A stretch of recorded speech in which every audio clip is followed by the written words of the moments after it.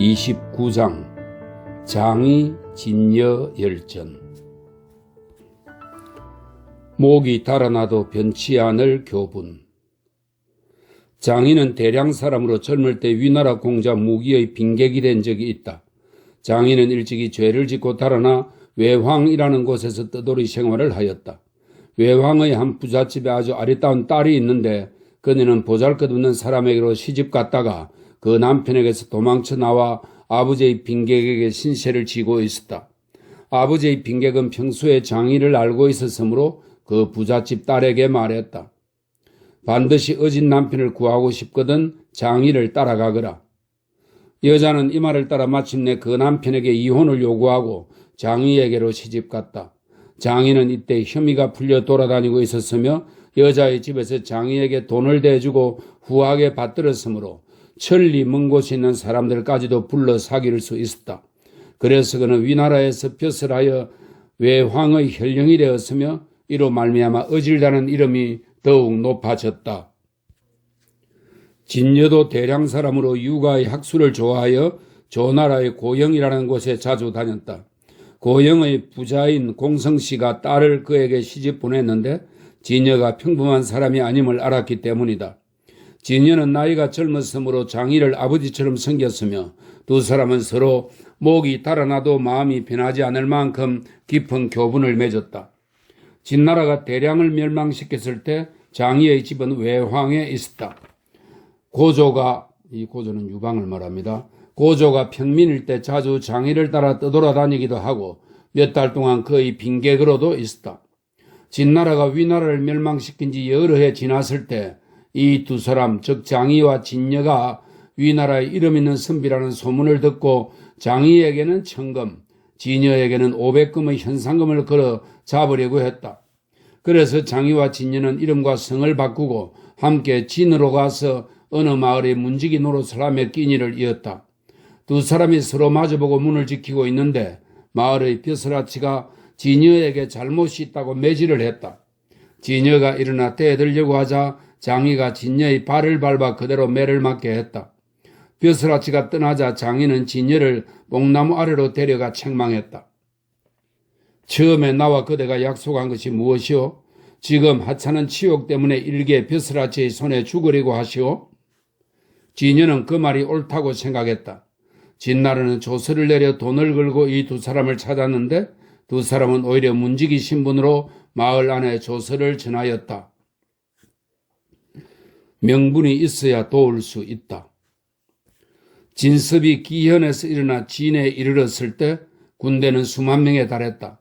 장이와 진여는 진섭에게 만나기를 청했다. 진섭과 척건들은 평소 장이와 진여가 현명하다고 자주 듣기는 했지만 만난 적이 없던 터라 보자마자 매우 기뻐했다. 진의 호걸과 부로들이 진섭을 설득했다. 장군은 몸속 견고한 갑옷을 입고 예리한 무기를 손에 쥐고 병조를 이끌어 포악한 진나라를 주벌하고 초나라의 사직을 다시 세워 망한 나라를 보존하고 끊어진 후대를 이었으니 그 공덕은 마땅히 왕이 될 만합니다. 게다가 왕이 되지 않으면 천하의 여러 장수 앞에서 감독할 수 없습니다. 원컨대 장군께서 초나라 왕이 되어 주십시오. 진섭이 이 문제를 두 사람에게 묻자 그들이 대답했다. 저 진나라는 무도하여 남의 나라를 깨뜨리고 남의 사직을 없애고 남의 후세를 끊었으며 백성의 힘을 쇠약하게 하고 백성의 재산을 모두 빼앗았습니다. 장군께서는 눈을 부릅뜨고 기백을 크게 드러내어 나아가 만번 죽을지언정 지난날을 되돌아보지 않겠다는 일생일대의 계책을 세우고 천하를 위하여 잔인한 진나라를 없애려고 하십니다. 이제 처음으로 진 땅에 오셨는데 이곳에서 왕이 되는 일은 천하에 자신의 사사로운 욕심을 보이는 것입니다. 원컨대 장군께서는 왕이 되려 하지 말고 빨리 군대를 이끌고 서쪽 진나라를 치며 사람을 보내서 6나라의 자손들을 왕으로 세우십시오. 장군에게는 같은 편을 만드는 것이고 진나라에게는 적을 더 보태는 것입니다. 적이 많으면 힘은 흩어지고 편이 많으면 군대는 강해집니다. 이렇게 되면 덜에는 싸우는 병사가 사라지고 공격을 받는 혀는 성을 지킬 자가 없어질 테니 포악한 진나라를 멸하고 함량을 차지하여 제후들을 호령할 수 있습니다. 여섯나라의 제후들은 멸망하였다가 다시 왕이 되었으니 덕으로 그들을 복종시키면 제왕의 대업이 이루어질 것입니다. 지금 홀로 진 땅에서 왕이 되신다면 천하가 흩어질까 걱정됩니다. 그러나 진섭은 이 말을 듣지 않고 마침내 왕이 되었다. 진유는 이에 다시 진왕 진섭을 설득하여 말했다. 대왕께서 양나라와 초나라의 병사를 거느리고 서쪽으로 가는 것은 함곡관으로 들어가기 위해 힘쓴 것이지만 아직 하북 땅은 빼앗지 못하였습니다. 신은 일찍이 조나라를 돌아본 적이 있어서 그곳의 호굴들과 지형을 잘 압니다. 원컨대 기병을 거느리고 북쪽 조나라 땅을 공략하십시오. 이에 진왕은 전부터 친하게 지내던 진현 사람 무신을 장군으로 삼고 소소를 호군으로 삼았으며 장의와 진열을 좌우 교위로 삼아 병사 3,000명을 주어 북쪽 조나라 땅을 공략하게 했다. 무신 등은 백마, 나루토 이름입니다. 무신 등은 백마를 통해 하수를 건너 여러 현에 들러서 그곳의 호굴들을 설득했다. 진나라가 정치를 어지럽히고 형벌을 가혹하게 하여 세상에 해를 끼친 지 수십 년이 되었습니다. 북쪽으로는 장성을 쌓는 부역이 있었고 남쪽으로는 오령을 지키는 병력이 있었습니다. 그러므로 안팎으로 소란스럽고 백성은 지치고 쇠약해졌는데 집집마다 식구 수대로 세금을 거둬들여 군사 비용으로 쓰고 있습니다. 재산은 바닥나고 힘이 다하여 백성은 살아갈 수가 없습니다. 게다가 가혹한 법과 준엄한 형벌을 시행하니 천하의 아버지와 아들들이 서로 안심할 수 없습니다. 이러한 때에 진왕께서는 팔을 걷어붙이고 천하를 위하여 앞장서서 초나라 땅에서 왕위에 오르시니 사방 이천리의 땅 가운데 이에 호응하지 않는 곳이 없습니다. 집집마다 스스로 떨쳐 일어나고 사람마다 스스로 싸움에 나서서 제각기 자신들의 원한을 풀고 원수를 쳤습니다. 현에서는 그 혈령과 현성을 죽이고 군에서는 그 군수와 군의를 죽였습니다. 지금 진왕은 큰 초나라의 세력을 넓히고 진에서 왕위에 오르시고는 오광과 주문을 백만군사의 장수로 삼아 서쪽으로 진나라를 치도록 하셨습니다. 이러한 때에 제후에 봉해지는 업적을 이루지 못하는 사람은 호걸이라고 할 수 없을 것입니다. 여러분이 서로 잘 생각해 보십시오. 무릇 천하 사람들이 한 마음으로 진나라의 가혹한 정치로 고초를 받은 지 오래되었습니다. 천하의 힘으로 무도한 군주를 쳐서 부모 형제의 원수를 갚고 땅을 떼어받아 제후에 봉해지는 업을 이루려면 이번이 사내 대장부에게는 한 번의 좋은 기회입니다. 호글들은 모두 이 말을 옳게 여겼다. 이리하여 행군하는 중에 병사들을 거두어들여 수만 명을 얻었으며 무신을 무신군이라고 일컬었다. 조나라의 성 10개를 함락시켰는데 나머지는 성을 지키며 항복하려 들지 않았다. 이에 군대를 이끌고 동북쪽으로 향하여 범량을 쳤다. 그때 범량 사람 괴통이 범량의 혈령을 설득하여 말했다. 가만히 듣건대 당신이 곧 죽을 것이라기에 조문하러 왔습니다. 그러나 당신이 나 괴통을 얻어 살 수 있게 되신 것을 축하드립니다. 범량 혈령이 물었다. 나를 조문한다니 무슨 말이요? 괴통이 대답했다. 진나라의 법은 엄합니다. 당신은 범량의 혈령으로 계신 지 10년 동안 남의 아버지를 죽이고 남의 아들을 고아로 만들며 사람들의 다리를 빼고 사람들의 이마에 먹물을 들이는 것과 같은 일을 이루다 헤아릴 수 없습니다. 그렇지만 자유로운 아버지와 효성스러운 아들이 감히 당신의 배에 비수를 꽂지 못한 것은 진나라의 법이 두려웠기 때문일 뿐입니다. 지금 천하는 크게 어지러워져 진나라의 법이 제대로 시행되지 않고 있습니다. 그렇다면 자유로운 아버지와 효성스러운 아들은 당신의 배에 비수를 꽂아 이름을 얻으려고 할 것입니다. 이것이 신이 당신을 조문하는 까닭입니다. 이제 제후들은 진나라의 반기를 들었고 무신군의 군대도 곧 이를 것입니다. 그런데 당신이 범량을 굳게 지키려 하시니 젊은이는 모두 앞다투어 당신을 죽이고 무신군에게 항복하려 할 것입니다. 당신이 빨리 신을 보내 무신군을 만나보게 한다면 재앙을 복으로 되돌릴 수 있을 것입니다. 그때가 바로 지금입니다. 범량 혈령은 곧 괴통에게 무신군을 만나게 하였는데 괴통은 무신군에게 이렇게 말했다. 당신은 반드시 싸워 이긴 뒤에야 땅을 빼앗으려 하고 쳐서 얻은 뒤에야 성을 함락하려 하시는데 저는 잘못되었다고 생각합니다.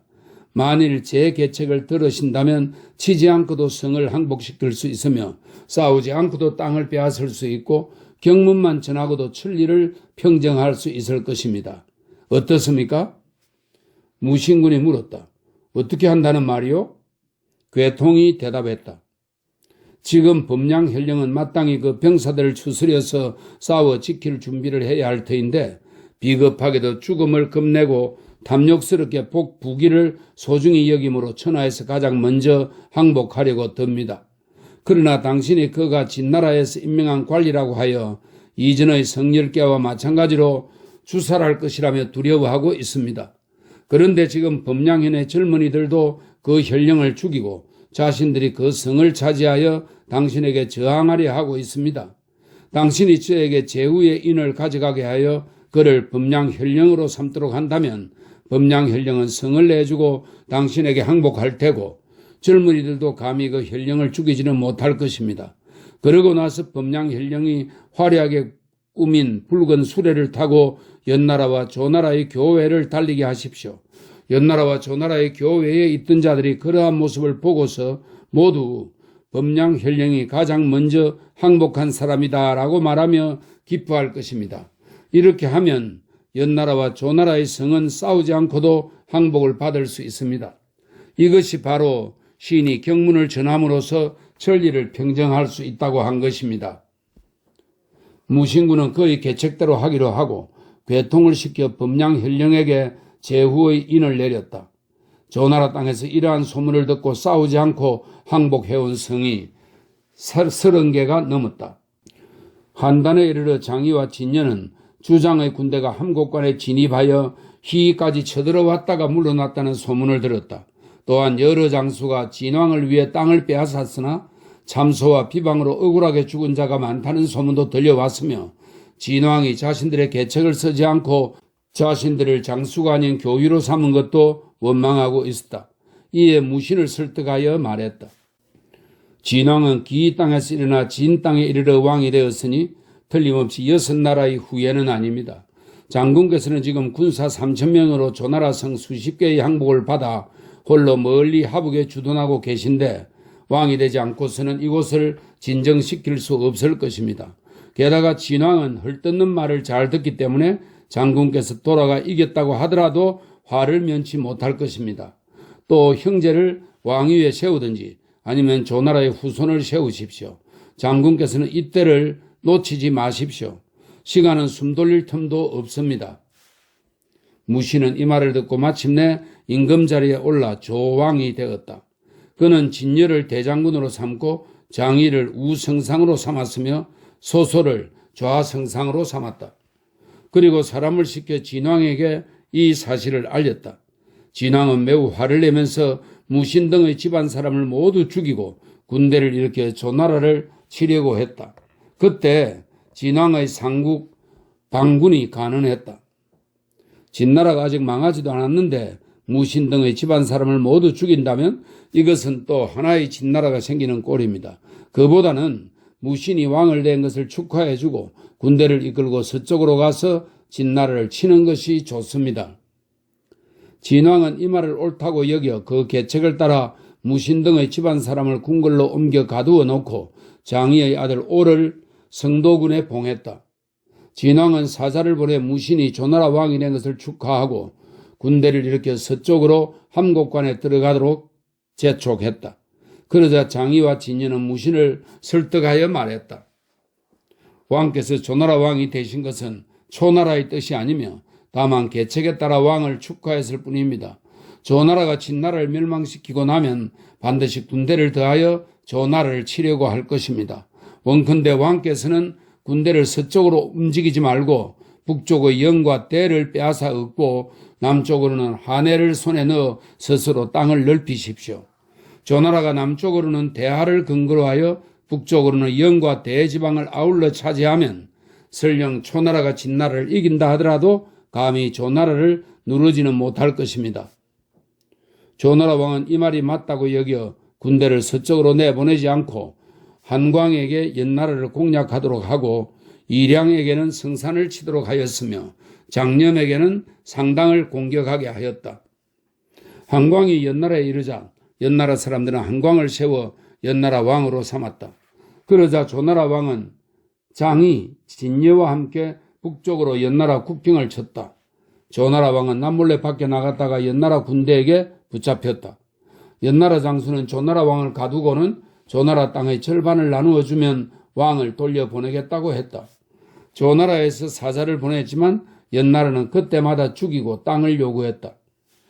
장이와 진녀가 이 일을 걱정할 때 허드렛 일을 하는 한 병사가 같은 막사의 동료들과 헤어지며 이렇게 말했다. 내가 즉 장이와 진녀를 위하여 연나라를 설득하여 조나라 왕을 모시고 함께 돌아오겠소. 막사에 있던 사람이 모두 비웃으며 말했다. 사신으로 간 네가 10명도 넘지만 가자마자 죽었거늘 어떻게 자네가 왕을 모시고 돌아올 수 있겠는가? 그러나 그는 연나라 성벽으로 달려갔다. 연나라 장수가 그를 보자 그는 연나라 장수에게 물었다. 제가 무엇을 하려는지 아십니까? 연나라 장수가 대답했다. 너는 조나라 왕을 구하고 싶겠지. 당신은 장이와 진녀가 어떠한 사람인지 아십니까? 연나라 장수가 말했다. 어진 사람이다. 그들이 무슨 일을 하고 싶어 하는지 아십니까? 왕을 구하고 싶겠지. 그러자 그 병사는 웃으며 말했다. 공께서는 이 두 사람이 바라는 게 무엇인지 모르시는군요. 무신과 장이와 진녀는 말채찍을 흔드는 것만으로 조나라의 성을 수십 개나 차지했습니다. 그들은 저마다 왕 노릇을 하고자 합니다. 그들이 어찌 경상이 되어 삶을 마치고자 할 뿐이겠습니까? 또 신하와 왕이 어찌 같은 날을 보내고 같은 길을 갈 수 있겠습니까? 돌이켜 생각해보면 처음 조나라의 세력이 안정될 무렵에는 감히 나라를 셋으로 나누어 저마다 왕이 될 수 없었습니다. 그러나 나이가 많은 무신을 먼저 왕으로 세워 조나라 백성의 마음을 얻으려고 한 것입니다. 이제 조나라 땅은 모두 손에 들어왔습니다. 이 두 사람도 조나라를 갈라 각기 왕이 되고자 하지만 때를 만나지 못했을 뿐입니다. 지금 공께서 조나라 왕을 붙잡아두고 계시니 이 두 사람은 명분상으로는 조나라 왕을 구하고 있지만 마음속으로는 연나라가 그를 죽여주기를 바라고 있습니다. 그렇게 되면 이 두 사람은 조나라를 갈라가지고 스스로 왕이 될 것입니다. 조나라 하나만으로도 연나라를 없인 여기는데 하물며 2명이 어진 왕이 서서 왼쪽으로 끌고 오른쪽으로 이끌어 조나라 왕을 죽인 죄를 꾸짖는다면 연나라를 멸망시키는 것은 아주 손쉬울 것입니다. 연나라 장수는 그럴듯하게 여기에 조나라 왕을 돌려보냈고 그 병사는 마차를 몰아 왕을 태우고 돌아왔다. 이량은 이미 상산을 평정하고 돌아와서 보고하니 조나라 왕은 다시 이량에게 태문을 치도록 하였다. 이량이 서급에 이르렀을 때 진나라 군대가 정령을 가로막아 앞으로 나갈 수가 없었다. 그때 진나라의 장수가 이세 황제의 사자라고 속여 이량에게 편지를 보냈다. 그 편지는 봉하지도 않은 채 이렇게 쓰여 있었다. 그대는 일찍이 나를 섬겨 귀한 존재가 되어 남다른 사랑을 받았다. 그대가 만일 조나라를 버리고 진나라를 위해 일한다면 그대의 죄를 용서하고 귀하게 해주겠다. 이량은 이 편지를 보고 의심하면서 믿지 않았고 한단으로 돌아가 군사를 더 요청하려고 했다. 그러나 그들은 한단에 이르기 전에 길에서 연회를 마치고 돌아오는 조나라 왕의 누이 행렬과 마주치게 되었는데 기병 100여 명이 따르고 있었다. 이량은 멀리서 바라보고 왕의 행차로 여기 길 옆으로 비켜서 엎드려 절을 하였다. 왕의 누이는 술에 취하여 장군을 알아보지 못하고 기병을 시켜 이량에게 답례하도록 하였다. 이량은 본래 신분이 높았기에 인사하고 일어났을 때 자신을 따르던 부하들을 보기가 부끄러웠다. 그러자 그를 따르던 관리 가운데 한 사람이 이렇게 말했다.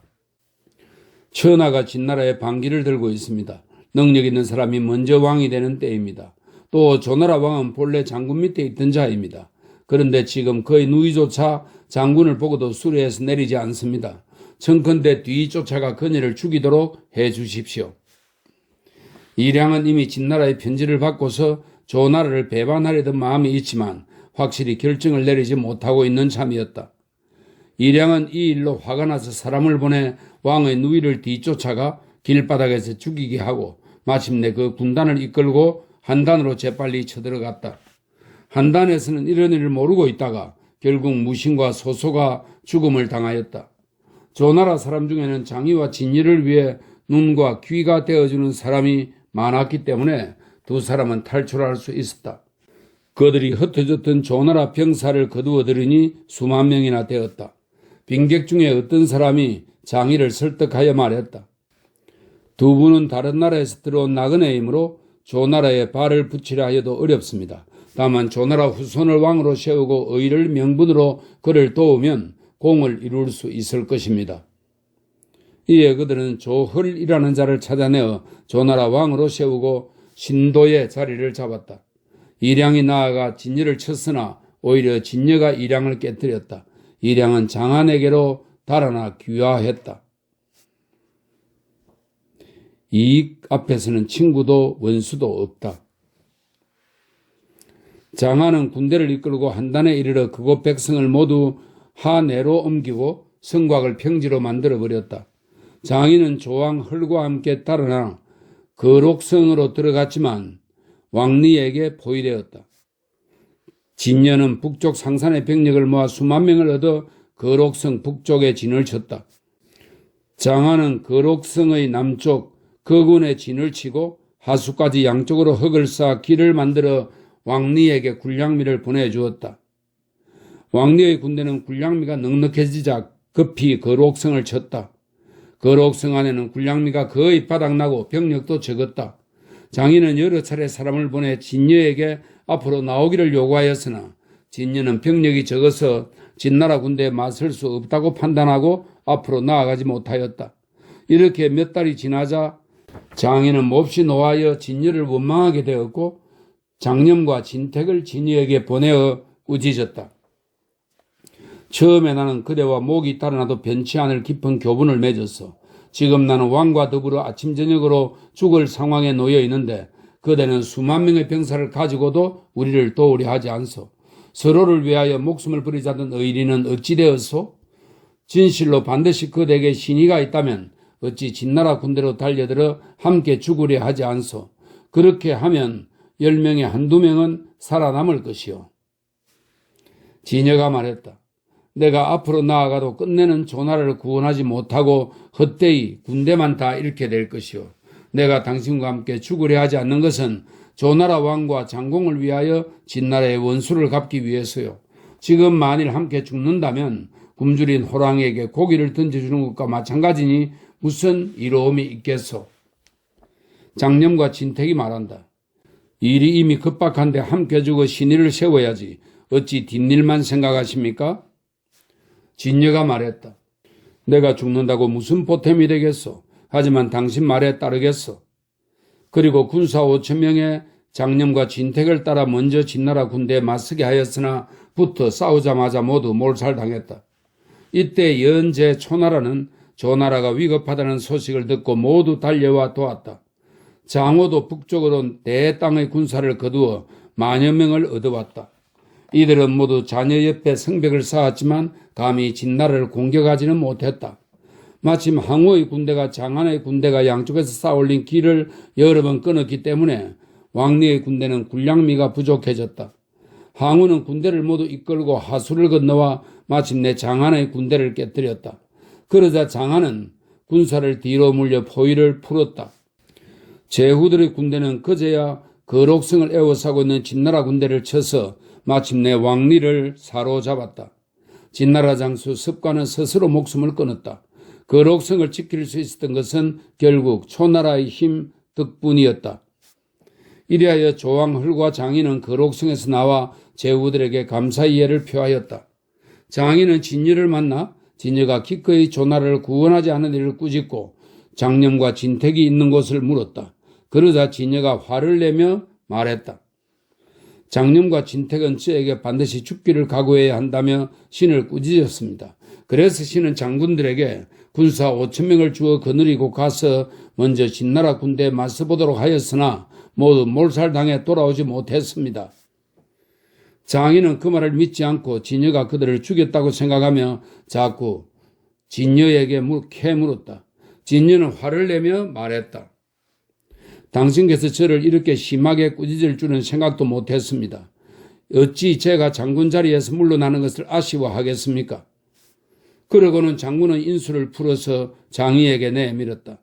장의는 당황하여 받지 않았다.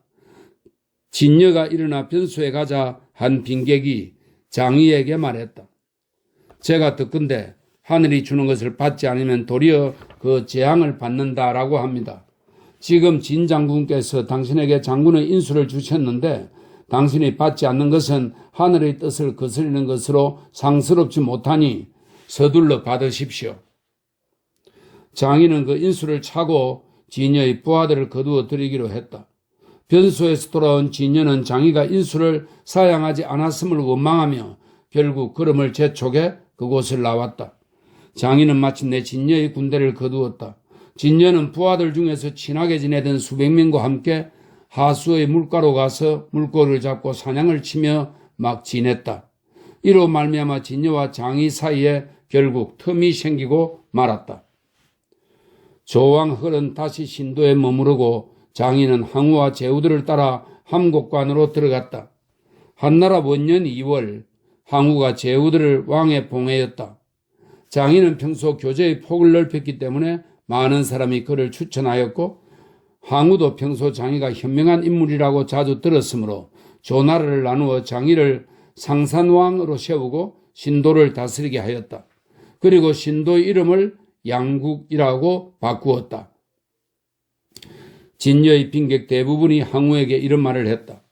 진여는 장이와 한몸 같은 사이로서 조나라에 공을 세웠습니다. 그러나 항우는 진여가 함곡관으로 들어올 때 자기를 따라오지 않았으므로 그가 남피에 있다는 말을 듣고 남피 부군의 세 현을 봉업으로 주었다. 조왕헐은 대땅의 왕으로 옮겼다. 장이가 자기 본국으로 가자 진여는 더욱 화를 내며 이렇게 말했다. 장이와 나는 공이 같은데 지금 장이는 왕이 되고 나만 후가 되었다. 이는 황후의 일처리가 공평치 않은 것이다. 제나라 왕 전영이 초나라에 반기를 들려고 하자 진여는 하열을 보내 전영을 설득했다. 항우는 천하를 다스리면서 공평하지 못하여 여러 장수를 모두 좋은 땅의 왕으로 봉하고 옛 왕은 옮겨 나쁜 땅의 왕이 되게 했습니다. 그래서 지금 조왕은 대땅에 있습니다. 원컨대 왕께서 신에게 군사를 빌려주신다면 남피의 땅으로서 왕의 나라를 방어하는 울타리로 만들겠습니다. 진영은 조나라의 친한 무리를 만들어서 조나라의 반기를 들 생각이므로 곧 병사를 보내 진여를 따르도록 하였다. 진여는 이리하여 세 현의 군사를 모두 이끌고 상산왕 장이를 재빨리 쳤다. 장이는 싸움에서 달아나게 되었는데 제후들 중에 의탁할 만한 이가 없다고 생각하고 이렇게 말했다. 한왕, 유광입니다. 한왕과 나는 예로부터 친분이 있기는 하지만 항우는 강한 데다가 나를 왕으로 세워주었으니 초나라로 가야겠다. 그때 감공이 말했다. 한왕이 함곡관으로 들어갔을 때 별 5개가 동정에 모였습니다. 동정은 진나라의 분야입니다. 먼저 이르는 사람이 반드시 천하를 차지하게 될 것입니다. 초나라가 비록 강하지만 뒤에는 분명히 한나라에 종속될 것입니다. 그래서 장인은 한나라로 달아났다. 그 점 한왕은 삼진을 평정하고 나서 장안의 군대를 배구해서 포위하고 있었다. 장이가 한왕을 뵙자 한왕은 그를 후하게 대우해 주었다. 진여는 이미 장이를 깨뜨리고 조나라 땅을 모두 거두어들여 대땅에 있던 조왕을 모시다가 다시 조나라 왕으로 삼았다. 조왕은 진여에게 고맙게 생각하며 그를 대땅의 왕으로 세웠다.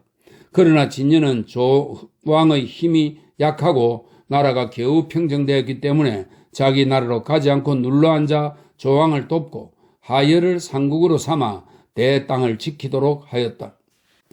한나라 2년에 한나라는 동쪽으로 초나라를 치려고 하면서 조나라에 사신을 보내 함께 치자고 제의하였다. 그러자 진여가 말했다. 한나라가 장이를 죽인다면 따르겠소.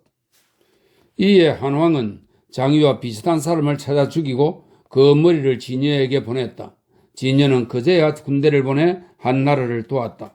그러나 한나라가 팽성 서쪽 싸움에서 지고 장위도 죽지 않았음을 알고는 곧 한나라의 반기를 들었다. 한나라 3년에 한신은 이미 위나라 땅을 평정했다. 또한 한왕은 장위와 한신을 보내 조나라를 정형에서 깨뜨리고 지숫가에서 진여를 빼고 조왕 허를 뒤쫓아 양국 땅에서 죽었다. 한나라는 장위를 조나라 왕으로 세웠다. 한나라 5년에 장위가 죽자 경왕이라는 시호를 내렸고 장위의 아들 장후가 그 뒤를 이어 조나라 왕이 되었다. 고조의 맏딸 노원공주는 조나라 왕 장후의 왕후가 되었다. 지조 있는 신하가 왕을 구한다. 한나라 7년에 고조는 평성으로부터 조나라를 지나치게 되었다. 조나라 왕은 아침 저녁으로 팔을 걷어붙이고 앞치마를 걸쳐 몸소 음식을 올려 몸을 낮추고는 사위로서 예절을 갖추었다. 그러나 고조는 오만하게 다리를 내 뻗고 앉아 조나라 왕을 몹시 업신여겼다. 조나라 재상 관고와 조호 등 60살이 넘은 몇몇 사람은 본래 장위의 빈객이다. 평소에 기계를 소중하게 여겼는데 고조의 불순한 태도를 보고 분노를 터뜨리며 말했다. 우리 왕은 힘도 없는 나약한 왕이다. 그러고는 왕을 설득하여 말했다.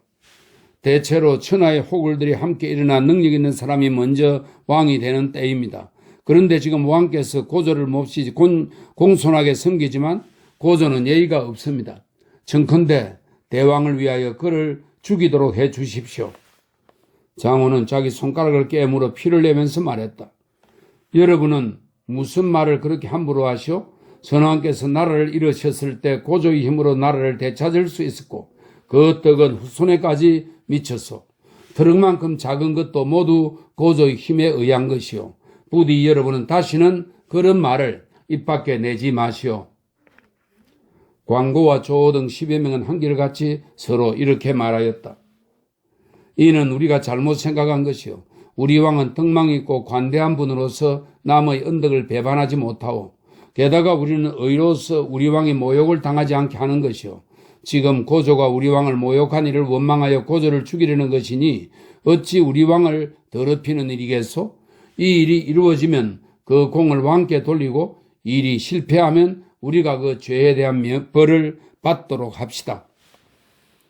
한나라 8년에 고조는 동원으로부터 돌아오는 길에 조나라를 지나게 되었다. 그때 관고 등은 고조가 머물려고 한 박인 현 숙소의 벽과 벽 사이에 사람들을 숨겨놓고 고조를 기다리게 하였다. 고조가 그곳에 들러 머물려고 하는데 마음이 불안해져서 물었다.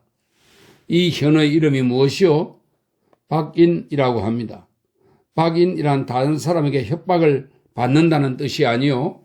그러고는 묵지 않고 떠났다. 한나라 9년에 관고와 원한이 있는 집안에서 그때의 음모를 알고 글을 올려 고발했다. 이에 고조는 조나라 왕과 관고 등을 모두 체포하였다. 그러자 10여 명의 대신은 앞다투어 스스로 목을 찔러 죽었는데 관고만은 홀로 화를 내며 꾸짖으며 이렇게 말했다. 누가 공들에게 이러한 일을 하라고 시켰소? 지금 왕께서는 참으로 아무런 음모도 모르는데 왕까지 함께 붙들렸소. 공들이 모두 죽는다면 누가 왕께서 반기를 들지 않았다는 것을 밝혀주겠소. 그러고는 죄수를 태우는 수레에 갇혀 왕과 함께 장안으로 끌려갔다. 고조는 장호의 죄를 다스리려고 이런 조칙을 내렸다. 조나라의 여러 시내와 빈객으로서 감히 왕을 따르는 자가 있다면 그 일족을 모두 죽이겠다. 관고와 그의 빈객 맹서 등 10여 명은 스스로 머리를 깎고 칼을 쓴 채 조나라 왕실의 노비 신분으로 따라왔다.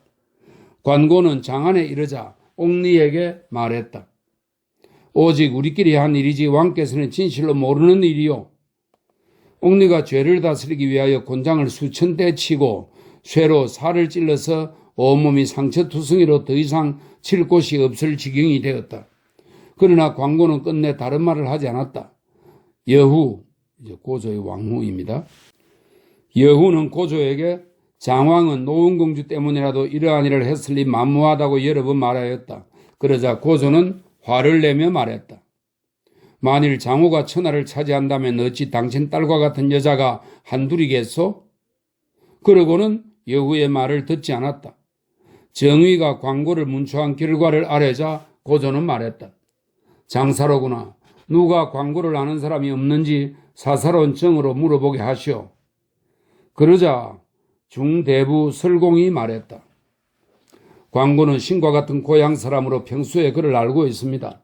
이 사람은 본래 조나라에서 명예를 중히 여기고 도를 지키고 믿음을 저버리지 않는 자입니다. 고조는 설공에게 황제의 부지를 가지고 대로 만든 가마를 타고 광고를 찾아가도록 했다. 광고가 고개를 들어 올려다보며 말했다. 설공이요? 설공은 그의 고통을 위로하며 평소와 다름없이 친근하게 이야기를 나누다가 물었다. 장왕이 정말로 음모를 꾸몄소? 이에 광고는 이렇게 대답했다. 인간이 마음으로 자신의 부모와 처자식을 아끼지 않는 사람이 어디 있겠습니까? 지금 나는 삼족이 모두 죽을 것이라는 선고를 받았습니다. 어찌 왕과 내 가족을 바꿀 수 있습니까? 진실로 왕께서는 음모를 꾸미지 않았습니다. 우리끼리 음모를 꾸민 것입니다. 그리고 왕은 사건이 일어나게 된 까닭과 그 일을 전혀 모른다는 사실을 자세하게 말하였다. 이에 설공은 궁궐로 들어가 고조에게 상세히 아뢰었다. 그제야 고조는 조나라 왕을 풀어주었다. 고조는 신의를 지키는 광고의 사람됨을 훌륭하게 여겨 설공을 시켜 그동안의 일을 자세히 알려주도록 했다. 장왕은 이미 풀려났소. 이어 광고도 사면되었다.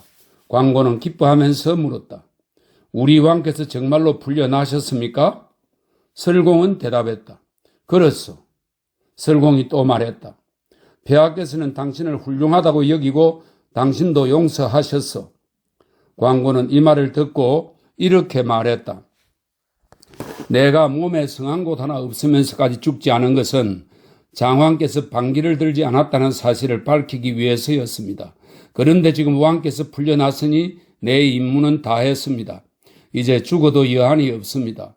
또 남의 신하로서 그 군주를 죽이려 하였다는 이름을 가지고 무슨 얼굴로 다시 군주를 섬길 수 있겠습니까?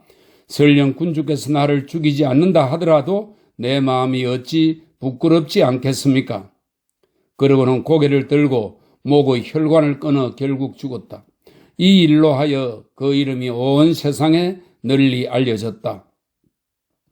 장호는 풀려난 뒤 노원공주의 남편이기 때문에 선평 후에 봉해졌다. 이에 고조는 장왕의 빈객으로 칼을 쓰고 노비가 되어서까지 장왕을 쫓아 함곡관으로 들어왔던 여러 사람을 어질다고 생각하여 제후의 재상이나 군수 등으로 삼지 않은 이가 없었다.